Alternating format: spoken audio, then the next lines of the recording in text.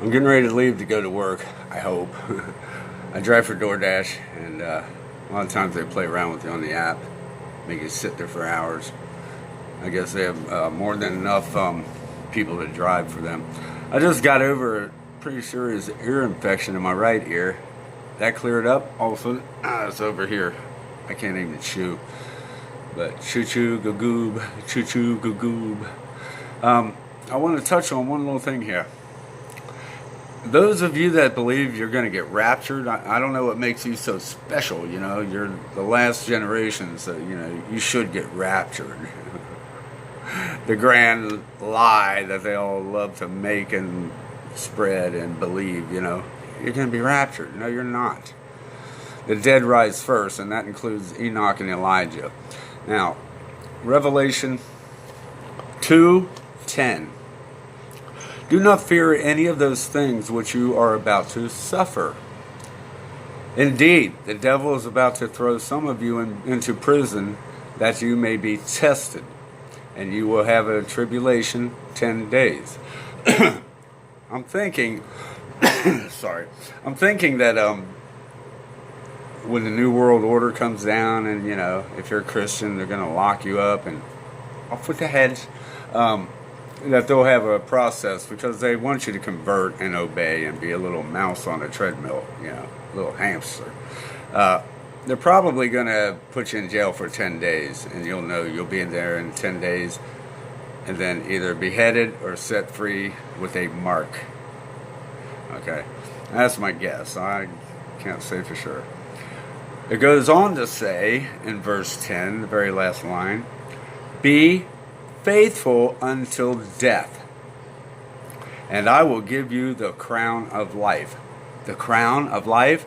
Let's see, Revelation 6:2. The rider on the white horse receives a crown, okay? A crown. A halo. A crown of life, okay? That's Elijah. That is not the Antichrist. God is not going to give a crown to any of his enemies, okay? He'll give them, like, you know, the lake of fire, which is right under the eyelids. No rest for the wicked. Not at all. The lake of blue fire. So there you go. In a nutshell, I'm going to read it again. And pay attention to what it says. And, you know, there's other scriptures that, you know, people are martyred, you know. No higher calling than to be a martyr. Because that puts you into the being recycled upon the earth, being reborn, reincarnated, redo. Malachi 4:6, the curse, which he will smite the earth with that curse, perpetual reincarnations, and that without remedy. So I want to drop over here real quick. Where did I see that? Okay, so you don't believe in reincarnation. What about Revelation 1:7, Revelation 1:9, Revelation 10:11, Revelation 14:13? There's reincarnation. God's the God of the living and not the dead.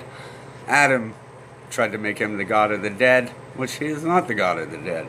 Okay, so Revelation 17:11.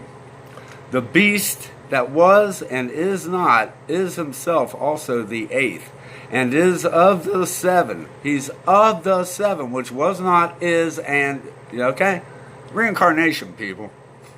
All through the scriptures, reincarnation is hinted at, just like you think your rapture is hinted at, but there's not another verse of scripture that can confirm that lie, that you shall be raptured. No, you will be taken out and protected, okay? Selah. And then God works this way, okay? And then it goes on to a whole different topic. It's still not talking about the beast, who is not, is himself also the eighth, and is of the seven, and is going to perdition, okay? And next verse it goes, the 10 horns which you saw, that's talking a whole different topic. It's not talking about the beast, okay? The beast is not 10 horns, see? Crowns, horns of power, so wake up, no rapture until the dead rise first, and that is Enoch and Elijah. And don't you dare believe this lie that the two witnesses are Elijah and Moses, because Elijah called fire down from the sky and Moses turned the waters to blood, okay? That's in the past, people. Now the Antichrist, or the false prophet, will call fire down in the sight of men, see? See how the scriptures work? You are not using the Spirit of God to rightly discern and divide the scriptures, okay? And the scriptures are laid out to keep those that are on the outside. Jesus spoke in parables because he did not want them to understand what he was teaching, okay? So, yeah.